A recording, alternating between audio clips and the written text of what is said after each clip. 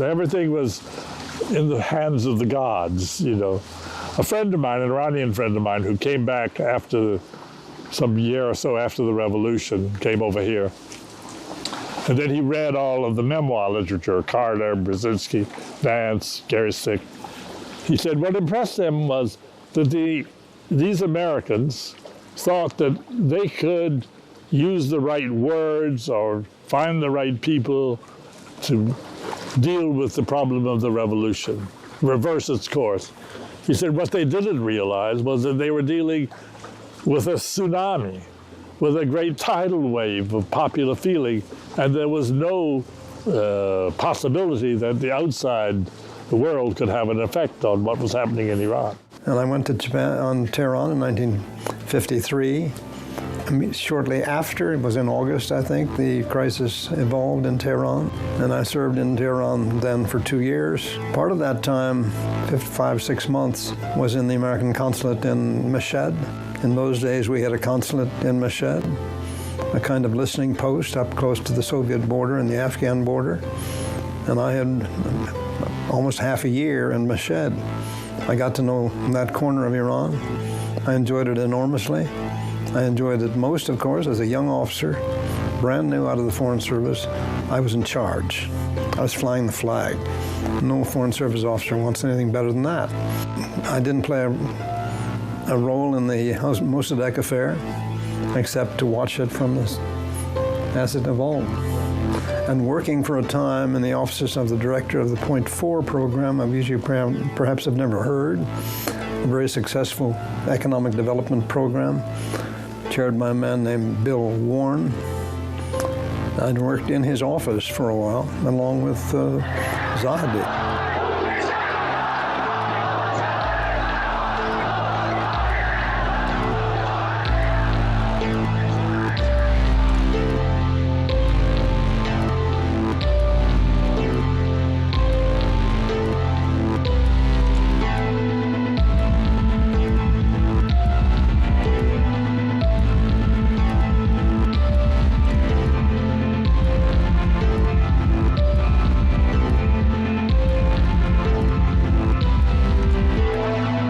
کودتای 28 مرداد تنهایی نبود که دکتر مصدق ساقط شد، کنسرسیوم برگشت، سلطه شرکت‌های نفتی خارجی بر منابع نفتی ما دوباره احراز کرد، اما دموکراسی رو در مراحل اولیه در کشور ما خفه کرد. یک استبداد بی سابقه و بی رحمی رو برای 25 سال بر ملت ما تحمیل کرد.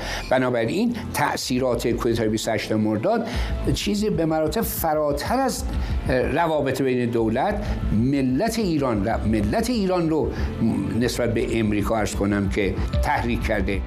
But once we had overthrown or contributed in overthrowing Mossadegh, then you had the idea that we had to make Mohammad Reza Pahlavi a successful ruler. So there was then a substantial interest, but very largely in the military area, where we were interested in selling arms, but also the Armishmag, the military advisory group, went there and became very important in the development and the training of the Iranian army. We were concerned about that.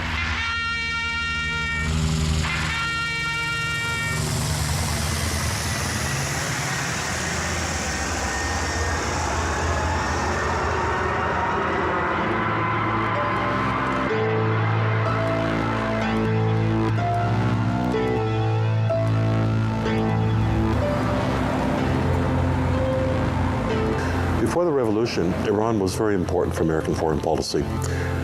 Not so much for Iran itself, although that was important, but for the fact that Iran was on the border of the Soviet Union. American foreign policy from the 50s, 60s, up through the 70s was very, very concerned with containing the Soviet Union and containing its influence in the rest of the world. He supplied oil to Israel. He was anti-Soviet. He provided security in the Gulf. When we wanted to make trouble with Iraq, he gladly participated. So we got a lot for our tolerance of his regime during that period. And even when the revolution started, we didn't call it a revolution, that is in 78, when the disturbances in Tehran and Tabriz and places like that, no one initially thought that the Shah was in serious trouble. After all, he'd handled serious problems in the past, and the expectation was he would be able to handle it in the future, that he would get over these difficulties.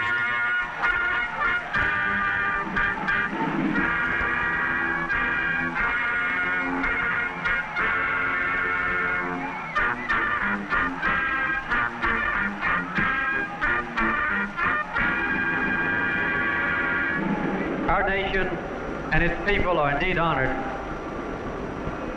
to have visiting us from Iran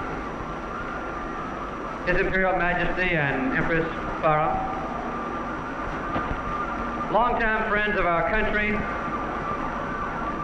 historically bound together. We are very delighted that the Shah could come here with his beautiful wife. Thank you again, Mr. President, for your very warm welcome. In the years after 1953, fit very well what Americans expected of him.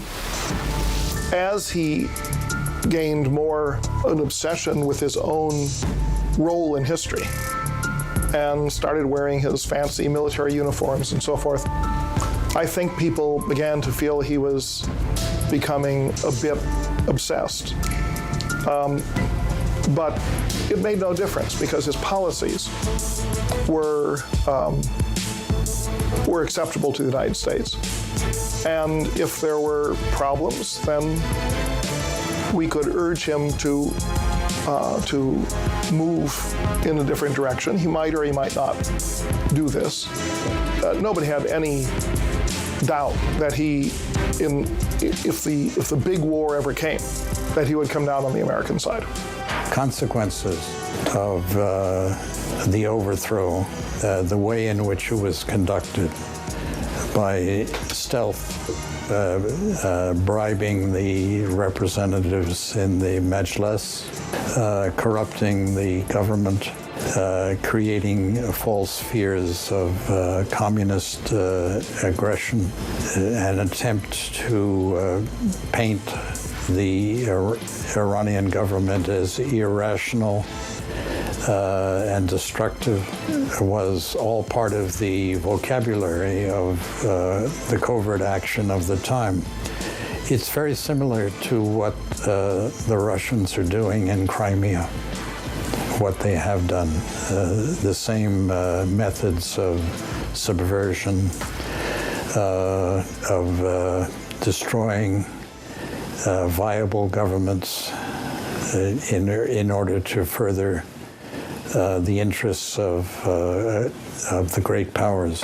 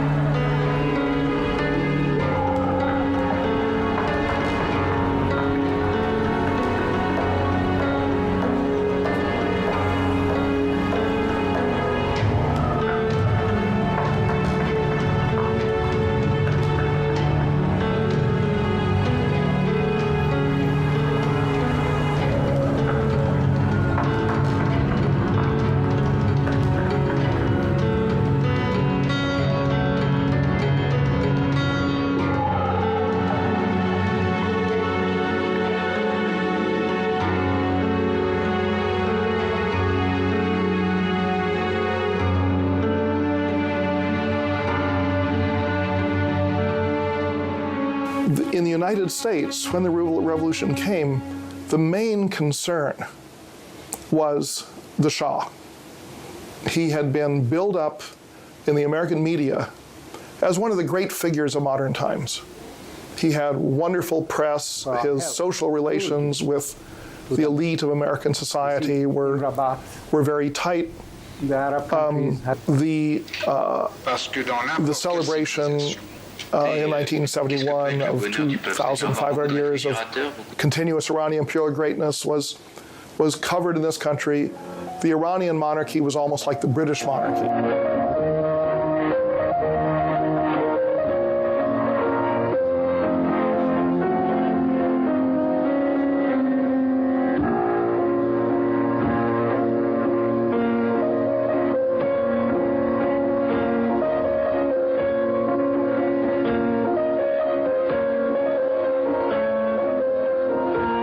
Experience as an American traveling to Iran, one of the strongest impressions I take away from my 4 visits to Iran is how deeply rooted the culture of struggle for democracy and the rule of law is in Iran. It's not imported from outside. You feel it as a palpable presence. You feel, I did anyway, and I'm not the first American to discover this, a yearning among many Iranians, deeply rooted in Iranian history and culture, for not just a better way of life, but a more lawful and democratic dispensation. It's something deep in the culture. And the Americans, in league with the British, sabotaged it in 1953 for our own reasons, heedless of Iranian interests, and reimposed a dictator who dictated and repressed Iran for a quarter century in cahoots with us. And the fact that Iranians resented that and hated that shouldn't come as a surprise to us, but it did. هم گروگانگیری و هم کودتای 28 مرداد 2 حادثه بزرگ تاریخ معاصر ایران هستش که بر تمامی سطوح مختلف زندگی سیاسی، اقتصادی، اجتماعی ما در روابط بین‌المللی، در موقعیت ایران در منطقه، تمام اینا اثرگذاره. بنابراین همونطوری که کودتای 28 مرداد هنوز در افکار عمومی ملت ایران زنده است، در هر نوع گفتگوی برای بهبود روابط ایران امریکا از عمق به سطح میاد و چندین بار هم آمده. مسئله گروگانگیری هم همینطوره.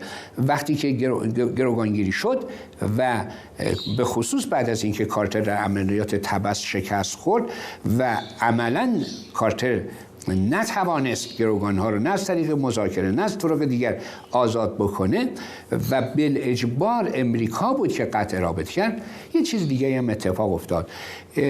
تمام جامعه شناسان میگوین مردم امریکا یک مردم بسیار بالنده، به خود بالنده هستند، مغرور هستند. در جنگ ویتنام این غرور امریکایی‌ها یک آسیب بسیار عمیقی رو دید، یه زخم خیلی مزمنی بر روان جمعی مردم امریکا بعد از جنگ ویتنام ایجاد شده بودش. گروگانگیری در ایران اون زخم رو دوباره تازه کرد، برش نمک پاشید.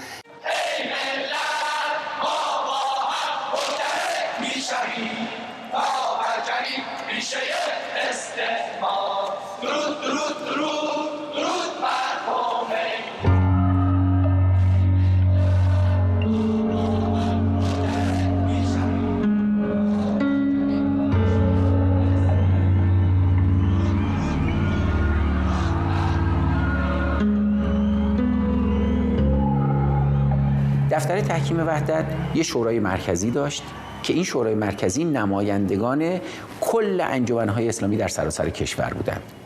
ما یک شورای مرکزی داشتیم که 5 نفر بودیم. این 5 نفر بعداً در طول سالهای انقلاب هر کدومشون به یه مسئولیتی رسیدن. این 5 نفر اونجا در حقیقت هد جنبش دانشجویی بودند. جنبش دانشجویی که بیشتر اکثرشون مذهبی بودند. کسانی که اون 5 نفر رو انتخاب کرده بودن نمایندگان دانشگاه‌های سراسر کشور بودن.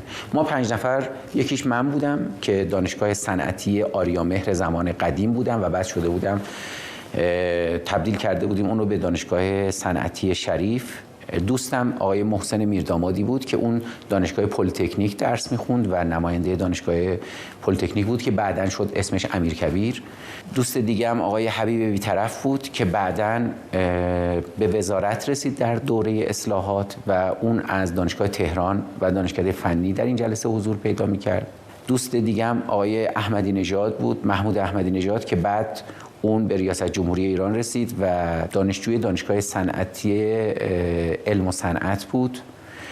و دوست دیگه هم آقای سید نژاد بود که اون از دانشگاه تربیت معلم انتخاب شده بود.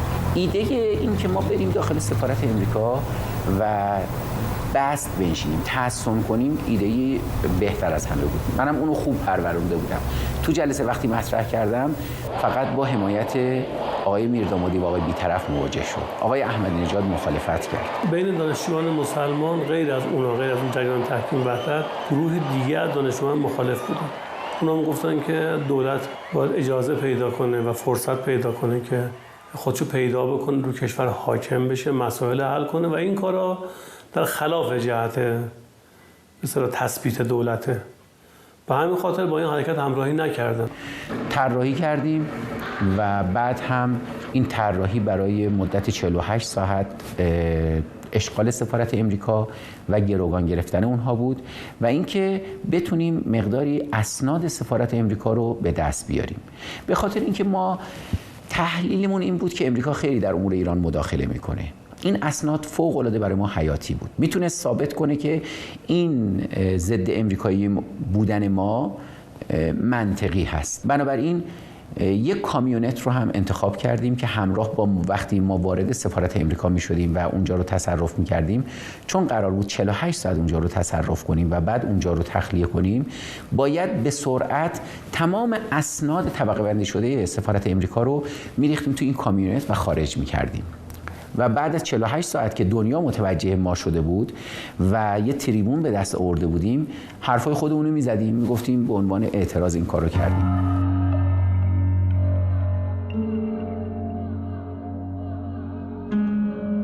این قضیه تا اینجاش برنامه‌ریزی شد. بچه‌ها رفتن از ساختمان‌های روزهای قبل، از ساختمان‌های در حقیقت مشرف به لانه جاسوسی، رفتن در حقیقت یک کروکی‌هایی کشیدن که چه ساختمان‌های مهمه، چه ساختمان غیر مهمه، چه کسانی در چه ساختمان‌هایی ساکنن و چه کار کرد. یک کروکی‌هایی تهیه کردن و برای اساس یک تقسیم کاری بین دانشگاه‌های مختلف شد.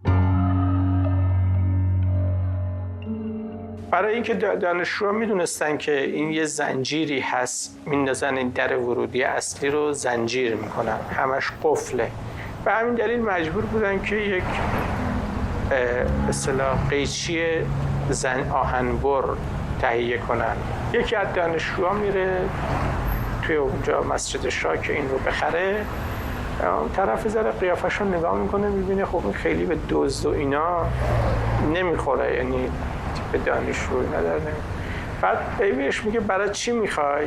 اینم یه ذره منومن میکنه و اینا، میفهمه نمیتونه خیلی جواب بده. حالا یه چیزی هم میگه. قبل از اینکه این خیلی بخواد جواب بده، خود طرف میگه نکنه میخواد بری سفارت آمریکا رو بگیری.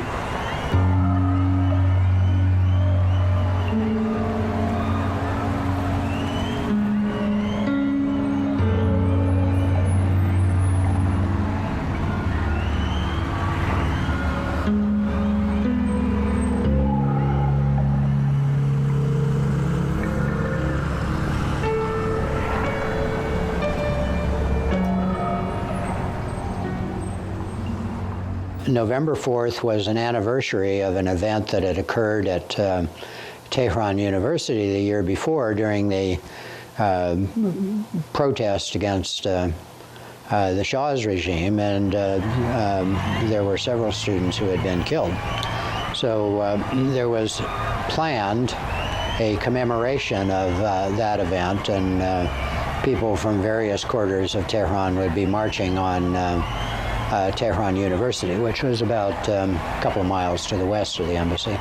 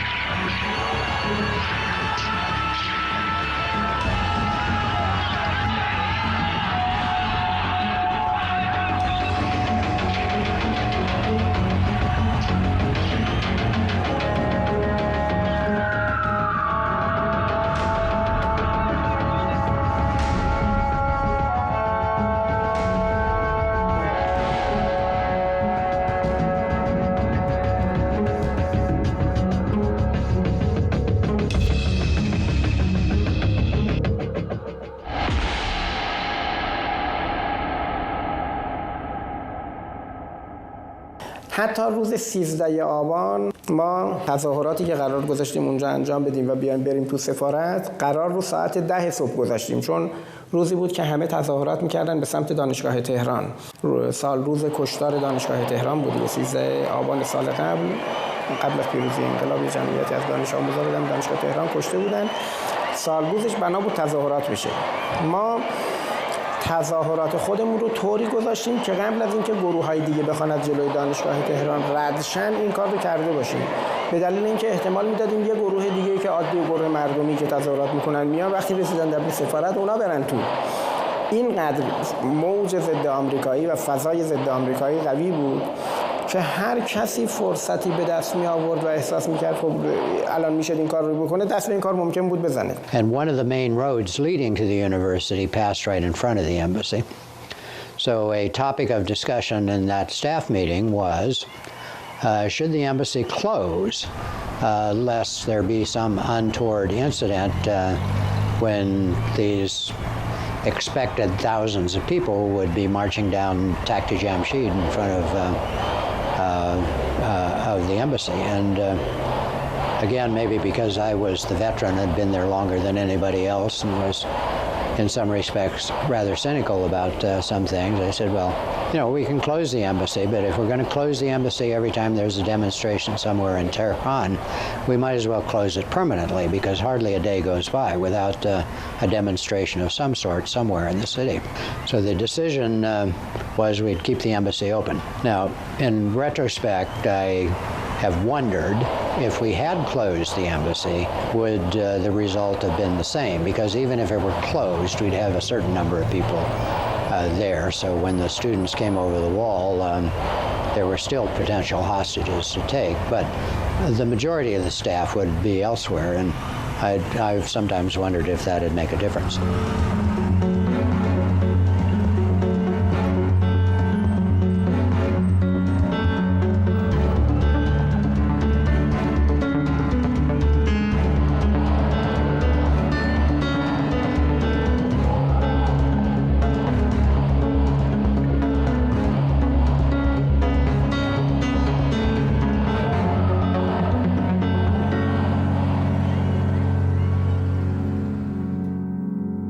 When students passed by the embassy on November 4th, we never thought of it as anything else other than a normal situation. But in point of fact, these students were the vanguard of this, I would say, it's not a paranoid notion, but in many ways it has that notion in there. The United States was going to do another or commit another coup against Iran. And we, the students following the line of the Imam, had to actually short circuit any possibility of a counter coup. So on November 4th, I'm sitting in my office, and all of a sudden I look out and I see it's raining and students are wearing sweaters with pictures of Khomeini on it, covered in plastic because of the rain, and they climbed over the walls. They had clubs mostly. Some had some guns. And my office was directly in front of the gate. I mean, we were the first ones to get hit by the onslaught. The Marines never shot at anyone. They were told not to fire. And my secretary opened up the door, and there I was faced with students with clubs in their hands and saying that now you're being arrested, you know. I said, you know, to them, I'm pushed against the wall. They're holding me against the wall, and I said, what's going on here? Well, so, you know, this is the Lane Jasusan, this is the nest of spies, and we're going to take you and make sure that in many ways to get rid of American influence in Iran.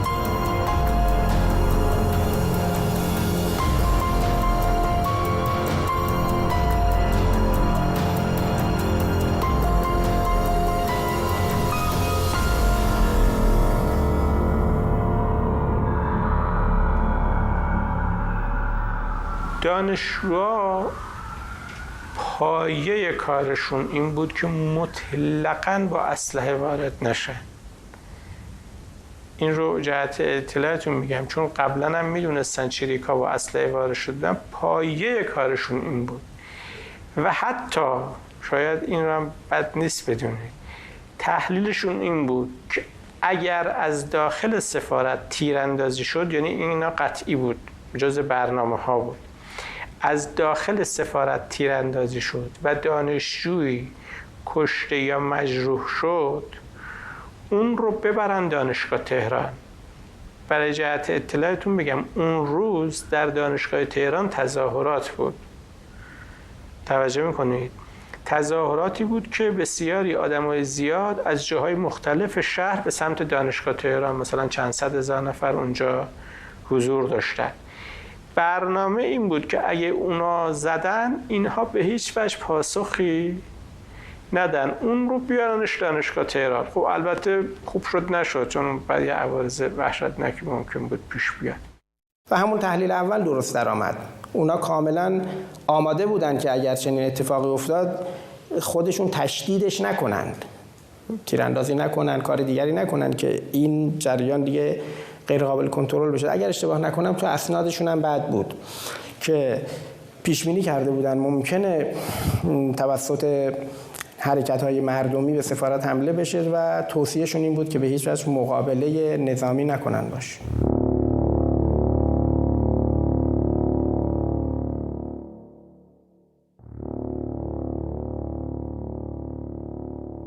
Attack initially began on November 4th.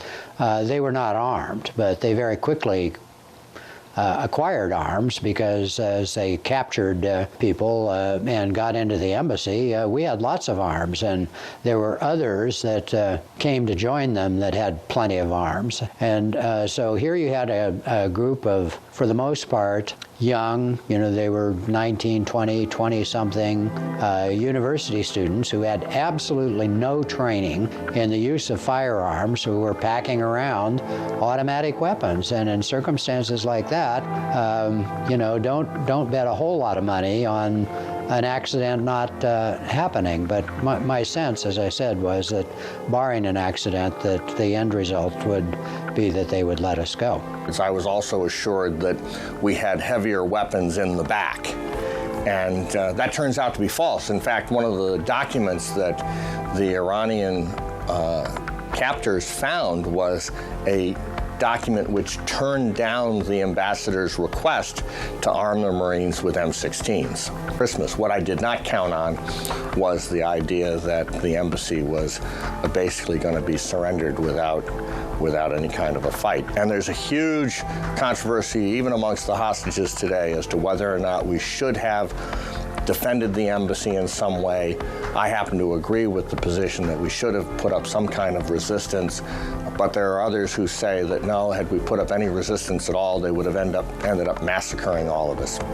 Open debate. We really can't go back and find out what would have happened under the circumstances, so it remains, as I say, an open question. We didn't have an ambassador at that point, and that's sort of a long, complicated story. Why?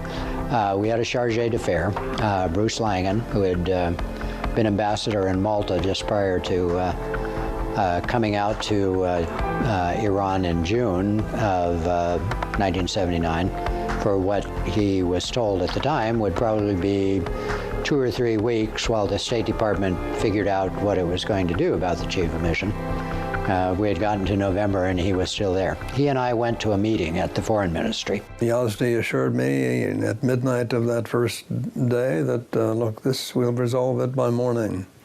He said, I've got to go off and talk to the cabinet, to my fellow ministers about this. But I can assure you that it'll be resolved by morning. And I said to him, what are you going to do with me? I knew that at that point I couldn't go over to the compound. It was being occupied. He said, will you stay downstairs in the diplomatic reception rooms of the Foreign Ministry with my deputy and my security officer? And we spent the rest of the night and the next 400 days roughly doing exactly that until he went off to solitary confinement at the end.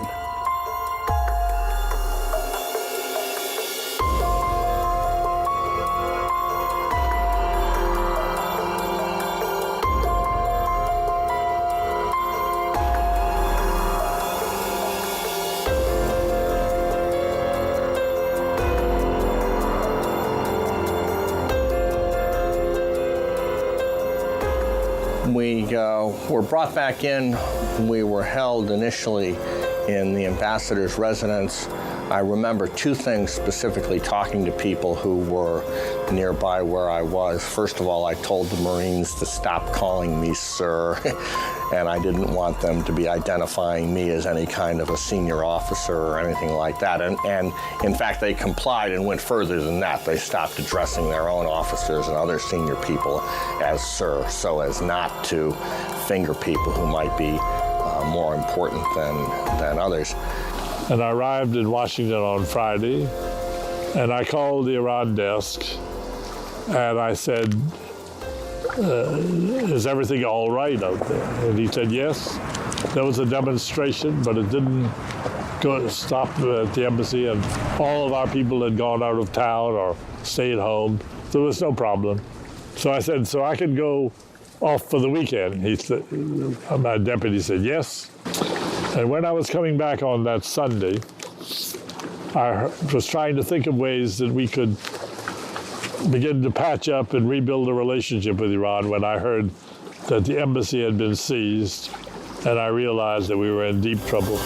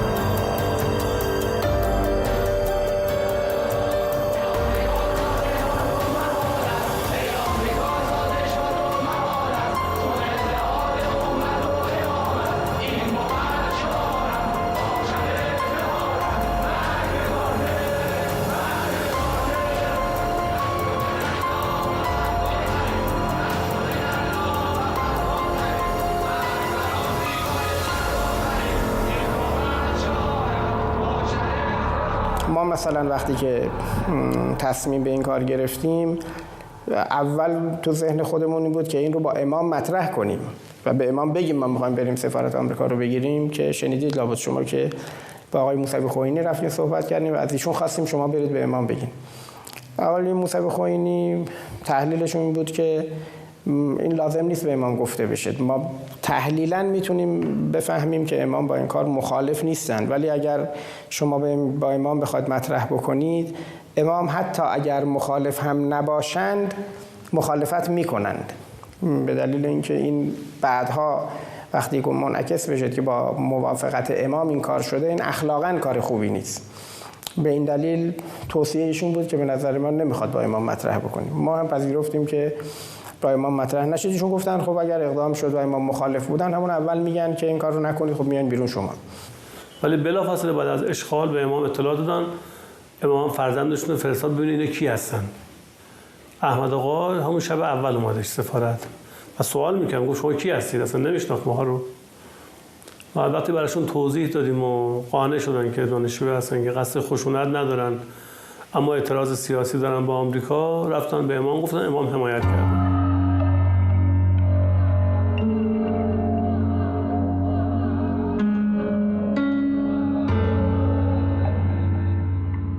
شما می‌بینید که الان مرکز فساد امریکا را جوان‌ها رفتن گرفتن و امریکایی هم که در اونجا بوده گرفتن و اون لانه فساد را به دست آوردن و امریکا هم هیچ غلطی نمیتونه بکنه و جوان‌ها مطمئن باشند که امریکا هیچ غلطی نمیتونه بکنه. بی خود صحبت این که اگر دخالت نظامی، مگه امریکا میتونه دخالت نظامی در این مملکت بکنه؟ امکان براش نداره. تمام دنیا توجهشون الان به اینجاست، مگه امریکا میتونه مقابل همه دنیا بیسته و دخالت نظامی بکنه؟ غلط میکنه دخالت نظامی بکنه. نترسیدن. این تعبیری که جوانهای ما از روی باز احساسات جوانی کردن که اگر چنانچه امریکا بخواد دخالت نظامی بکند ما چه خواهیم کرد، اصلا این اگرش هم نباید بگن. امریکا عاجز از این است که دخالت نظامی در اینجا. ما سفرایی رو داشتیم که اکثر مسئولین تراز اول کشور رو متقاعد کنه که آقا اینها بچه‌های شناخته شده و شناسنامه‌داری هستن که در واقع چیزی نیستن وابسته به این گروه و اون گروه و این گروه نیستن. اینا هستن که مثلا تو جهاد بودن، هست شاید که توی دانشگاه فعال بودن و مسائل روشنی دارن. یه تلاش زیادی کردیم. بعد از این اقدامات و اینها در واقع یه جوری امامم در واقع مطمئن شد که نه، اینا مثلا از این کسایی هستن که با انقلاب موافقن، بخشی از جریان انقلاب هستن و بعد اون حمایت رو در واقع دنبال کرد و خودش در واقع سررشته کار رو در دست گرفت.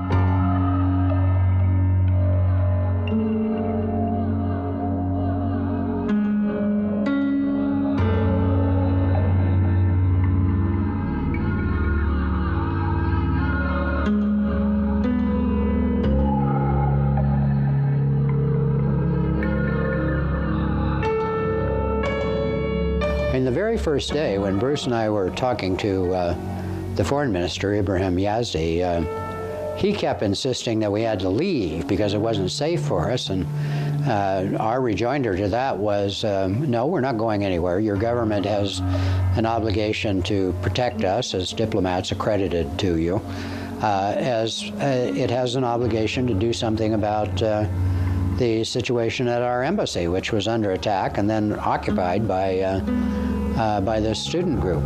We, in effect, were sort of trying to hold him hostage.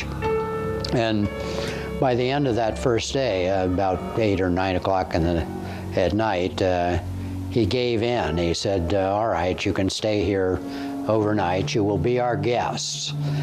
And he then left to go off to a Revolutionary Council meeting, expressing as he did so that he thought, we'll be able to sort this out in the next 24 hours or so. That didn't happen, obviously. In fact, the government collapsed within the next 48 hours.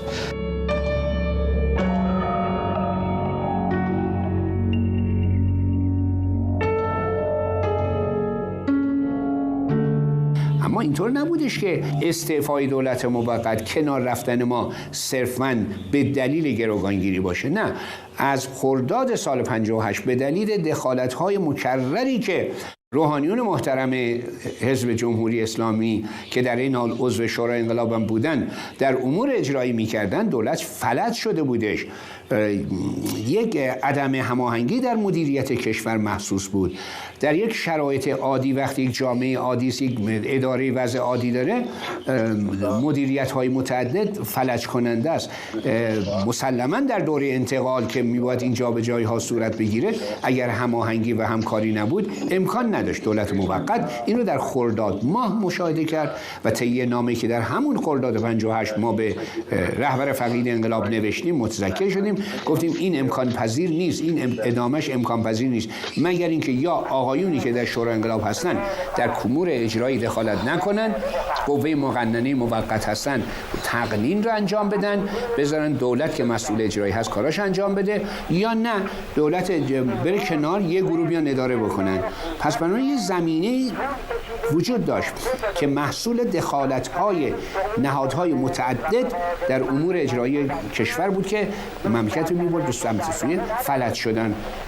اما وقتی گروگانگیری شد ما احساس کردیم که نه، اینجا جایی است که دیگه ما نمیتوانیم بپذیریم که دولت ایران در صحنه بین‌المللی این کار انجام بده، چون دولت ایران میتوانست سفارت امریکا رو ببنده و تمام دیپلماتاشون رو اخراج بکنه، ولی حق نداشتش دولت ایران صحه بگذارد بر گروگانگیری یک سفارتخانه خارجی در تهران.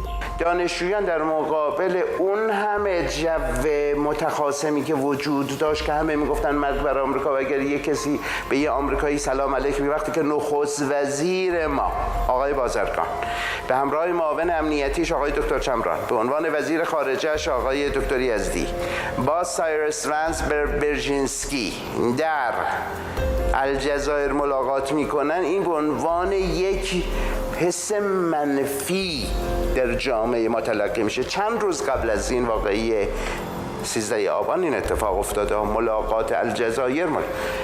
مردم ما هم نمیپذیرفتن، نمیپسندیدن. سیاستی که آقای دولت بازرگان اتخاذ کرد اون معنی که شما گفتید نتیجهش همین اتفاقی بود که رخ داد. اینو رادیکالا ایجاد نکردن. من به این حرفم ملتزمم. اگر امروز من تو این مملکت یک کاری باشم به نحوی باید عمل کنم که اجازه ندم رادیکالیسم زمینه بروز پیدا کنه، نه اینکه خفشون کنم، این که خب کار نشد که. بنابراین اون نحو رفتار آقای بازرگان بود که این واکنش رادیکال رو ایجاد میکرد. اون نباید به نحوی رفتار میکرد که فضای عمومیش، و اینم بگم که 400-500 دانشجو نبودن، اون حمایتی که شد خیلی روشنه که خیلی خیلی خیلی گسترده تر از این حرفا بود. اون نباید به نحوی رفتار میکرد که اجازه بده چنین حرکتی در برابرش وایسه. او اگر یک بخشی رادیکالتر عمل میکرد و همراهی میکرد با جامعه میتونست جلوی این نوع رادیکالیسم رو بگیره.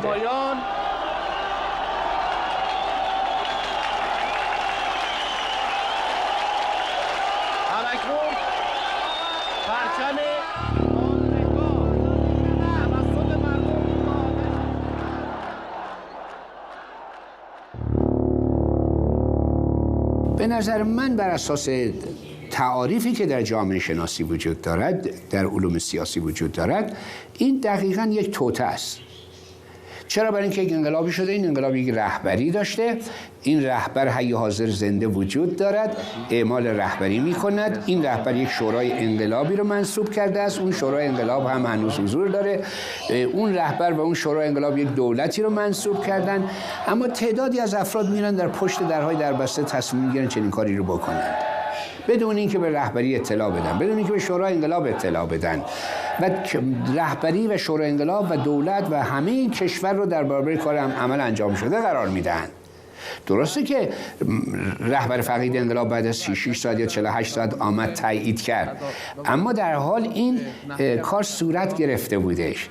اگر رهبری در برابر عمل انجام شده قرار گرفت، اگه تایید نمی‌کرد یه مشکل بود، اگه تایید که کرده مشکلات دیگری رو به وجود آورده.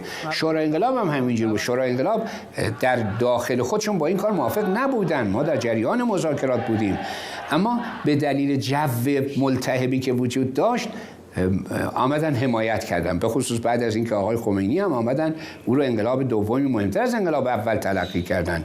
خب دولت موقت در چنین شرایطی نمیتوانست یک چنین کاری رو بپذیره استفاده، ولی در واقع اون کاری که دانشجویان کردن مصداق واقعی یک توطئه است در علوم سیاسی.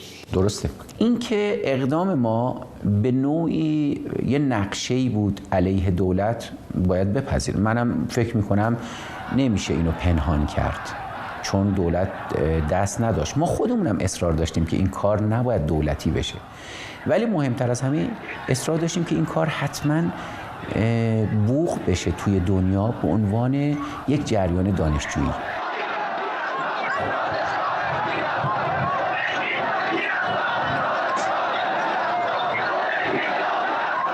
مسلم است که این عده دانشجویی که در حقیقت این مسئولیت بر گردنش گذاشته شده از طرف ملت که اینجا از گروگانها حفاظت کند تا زمانی که ملت ایران محمد رضا رو پس بگیره،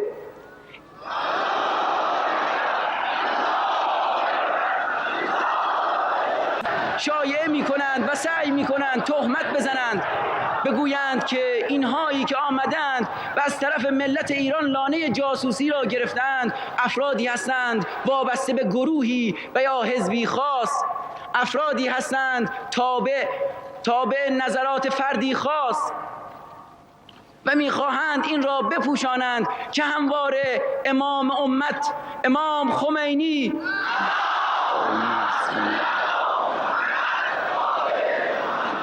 اللهم صل علی محمد و آل محمد، اللهم صل علی محمد و آل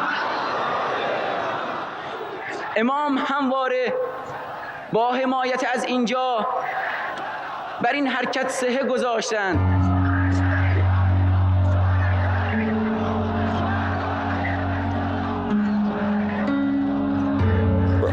Iran. I knew the language, I knew the people, I knew the culture. I had lived in different parts of Iran. I had many, many Iranian friends. I still do. I still speak the language. And if you wanted to do this interview in Persian, I would have done it in Persian for you. I still deal every day in some way with Iranian friends or others. But for many of the people most of the people who were taken hostage or prisoner, they really had no Iranian part to their lives. They had just been sent to Tehran to the embassy, and they knew nothing about the country, the culture, the language. They were learning, but they had no personal involvement with it. And for them, it came as a real shock. I still think of the one young Marine we had who had arrived on November 3rd in Iran. For the first time, he was a young Marine coming to the Marine security guard there at the embassy. He arrived in the evening. He was brought to the embassy, to the Marine house, in the dark because the streets were dark. And he went to bed because he was tired, and he woke up with a gun pointing at him. All he ever saw of Iran was the ride from the airport to the embassy, and the next morning he was in prison. There were others who were, various gradations of that. They had been in Iran for a month or 2 months or 6 months, but really did not know the country. So for them, it was far more traumatic.